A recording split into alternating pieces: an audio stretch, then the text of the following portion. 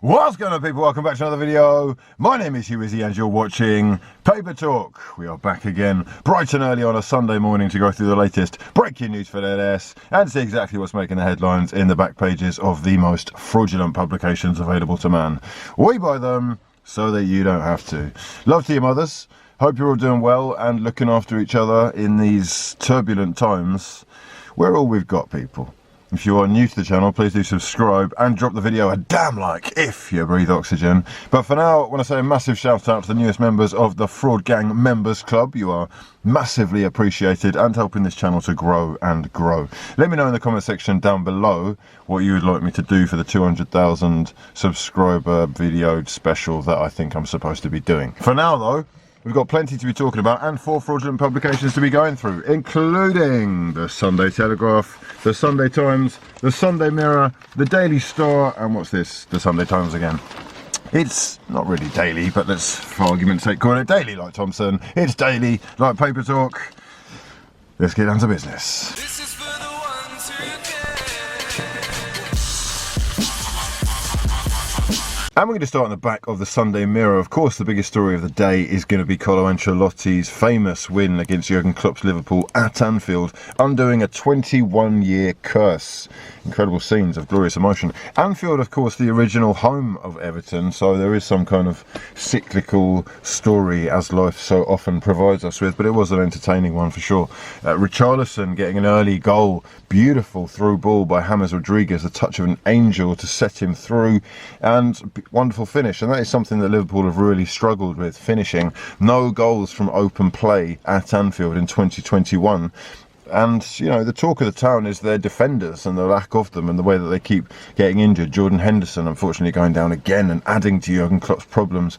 But truth be told, goals are what Liverpool really need. They have scored 2 goals in their last 6 Premier League games, and that is not good enough. A 4th successive home league defeat for Liverpool, and that hasn't happened since 1923. The champions of England have really deteriorated quite quickly. A lot of the blame will be pointed, and has been of course, to the fact that Liverpool have had so many players out injured, especially defenders. The list of replacement defenders even has become quite ridiculous. They have brought in replacements to replace the replacements.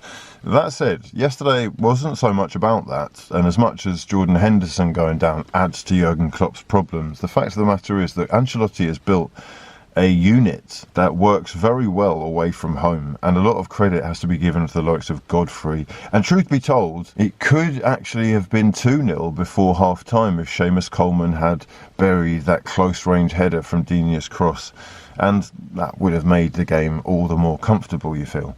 Let me know your thoughts in the comment section below on Ancelotti's success at Everton and Klopp's deterioration. People are losing patience with the man who has brought them such success. How does he turn this around, and will they be able to actually start scoring goals? Because that is the only way that you can win football matches. Up here we have got Mikel Arteta saying that we are all united in the battle to beat racism. This comes after Willian and Eddie Nketiah both received racial abuse online, on social media in particular. And Arteta has come out saying that finally we're seeing some unity from organisations who are trying with clubs to find a solution. Let me know how you think we deal with this kind of thing. Arsenal goalkeeper Bernd Leno recently gave an interview himself talking about how he deals with it, and he just stays off social media. I'm not sure exactly how we deal with this. I'm not personally a fan of having to provide ID to have a social media account, especially in some countries where governments are slightly more, let's say, authoritarian. But each to their own. I'm open to suggestion. Let me know in the comment section below how racial online abuse should be dealt with. I personally don't think you could ever stop racism. I think people will always think badly or slightly less of people that are different to them if they are not educated or just ignorant, and ignorance is rife. Anyway, we move. Over here we've got Ole Gunnar Solskjaer saying that he has been backed for Haaland. I think this is a slightly deceptive piece by Simon Mullock in the Sunday Mirror, but it does say Ole Gunnar Solskjaer insists that Manchester United's owners will back him in the transfer market, and they have somehow linked that to Erling Haaland, who is set to leave Borussia Dortmund this summer if his agent Mino Raiola is to be believed, which he probably is to be believed, to be honest. 20 years old, there is a clause in his contract which would allow Erling Haaland to leave leave Borussia Dortmund next summer, the summer of 2022, for £65 million, which is an incredible price given the talent of the kid. But the likelihood is that he will be leaving this summer. Mino Raiola stating that he is looking for a project that matches his ambitions and that it wouldn't be about money. I can assure you it would partly be about money. But Manchester United and, of course, rivals Manchester City are both looking for this kid to bolster their firepower. And Solskjaer said, I can't say anything about individuals, but we've got the backing. The owners keep backing the club and myself, and hopefully we can improve the team. As I say, a slightly misleading headline, if you ask me. Over here, we've got the new Pep. Guardiola has changed City's style for shot at Champions League glory. And that is really indicative of the kind of transformation of opinions about Pep Guardiola, which I find kind of laughable. He is quite clearly an incredible manager who is still underrated by so many, but because there's so many fucking flip-flops out here, and truth be told, it's quite clear that they are the favourites, he is getting a lot more credit and a lot more plaudits, and people are looking to see how exactly he is doing this, whilst so many others are struggling. In the back of the Sunday Sport, we have got Everton's famous Merseyside win being celebrated by Richarlison and the rest of the lads after his opener at Anfield. Toffees stick it to Klopp, stumbling, bumbling champs, and Ancelotti urging Everton fans to have a good old knees up in this lockdown period and celebrate the end of that 21-year drought. Erling will take Arya Dosh. This is an exclusive by Harry Pratt, who's actually gone into the numbers that we were just talking about, and it is most certainly about money. Norwegian sensation Erling Haaland wants a 5-year package worth £78 million. That's basically 300 grand a week to move clubs this summer, and that is the price that's being quoted to a clutch of clubs for the prolific Borussia Dortmund striker who scored a sensational left-footed scissor kick yesterday in Dortmund's 4-0 win. Unbelievable player with so much talent that I will do a video on. Maybe today, Erling Haaland and Mbappe really are the future, and they could set the tone for the standard of European football, especially goal scoring, for the next 10 years. At the bottom here, we've got Mauricio Pochettino is apparently chasing Harry Kane. It says, Harry Saint-Germain, Pochettino wants Kane at PSG, but any move for the £150 million rated striker, £150 million, will be dependent on the futures of Kylian Mbappe and Neymar, both of whom are wanted. It's believed that Pochettino stays in constant contact with Harry Kane, and they swap WhatsApp messages on a regular basis.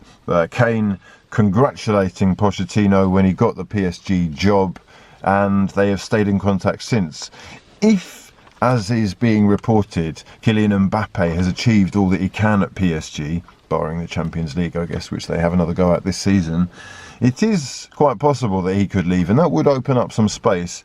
And the reuniting of Harry Kane and Mauricio Pochettino doesn't seem that crazy, if only because he's desperate to win titles if he is to ever be considered really as a top striker and top player in European football, as I'm sure that he wants to be. He is going to look back at his career with slight regret if the only thing that he can bring home is a Carabao Cup, and they've still got that to do. Let me know your thoughts in the comment section below. What would you do if you were Harry Kane? I mean, it seems quite clear to me. I'd give it a go until the end of the season, and then I really would pack it in if they don't win anything. But £150 million, is that a fair price? In the Sunday Times, we've got a little sports pull-out here with Anfield in ruins. The Merseyside derby, of course, getting the biggest headline and picture as Liverpool lose their 4th successive game at home. Everton ending that 22-year wait for a win, it says. I thought it was 21 years, but we'll take it. Over here, we've got Thomas Tuchel lays into Hudson-Odoi for his lack of effort. The new Chelsea head coach Thomas Tuchel gave a very interesting post-match interview where he really did lay into the young English winger, who may well have his confidence hit by this, but he was brought on at half-time, I believe, and taken off in the 76th minute. Body language is what the German manager blamed it on. He said that you cannot be 5, 10, 15% short. We need everything at all times. And defensively, they have made a marked improvement under Tuchel already. Going forward, there does seem to be something lacking, and against Southampton, it was no different. Tuchel denied that the players' confidence would be hit, and he said he might actually start him against Atleti, who they're going to face in the Champions Champions League last 16 on Tuesday, I think.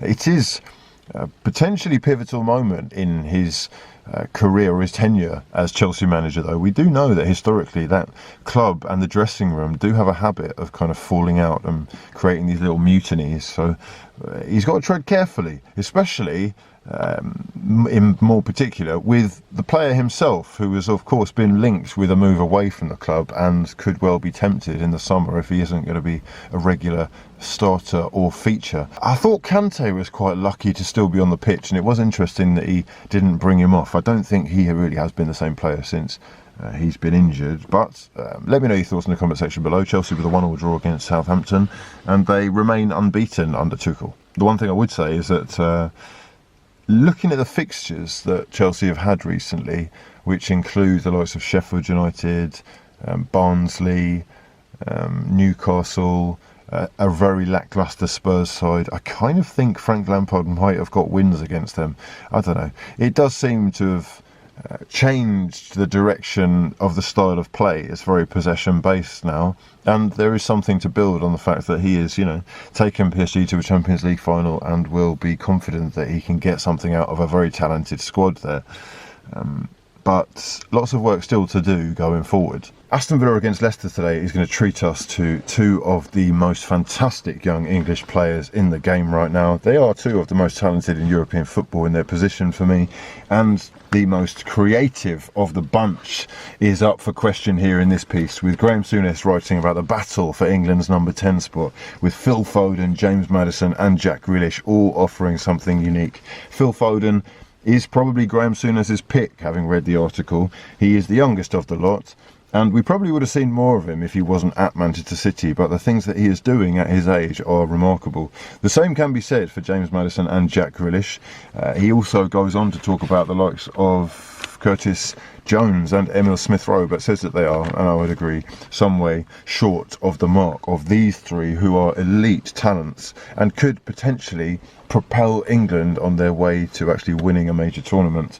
Let me know your thoughts in the comment section below. Which one of these three do you start for England? Foden, Grealish or Maddison? Or can you get more than one of them in your team? A great piece here on Jesse Lingard, who is having a resurgence in his career, a new lease of life, and you can see that high energy and confidence is back in his game at West Ham under David Moyes.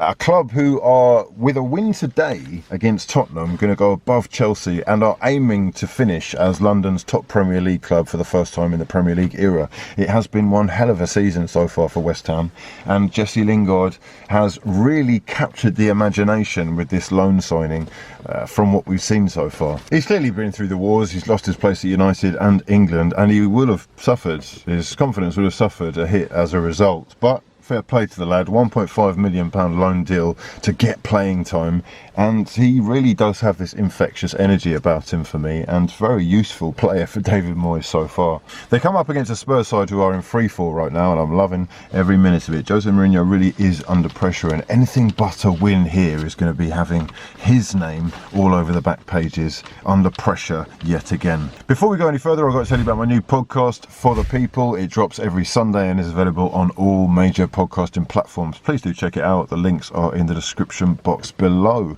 Right, that's about it for this time. I'm going to love you and leave you. Hope you're all doing well. Make sure you subscribe to the channel if you're new, and drop the video a damn like if you breathe oxygen. But for now, my name's been hughwizzy, and this has been a lot of fun.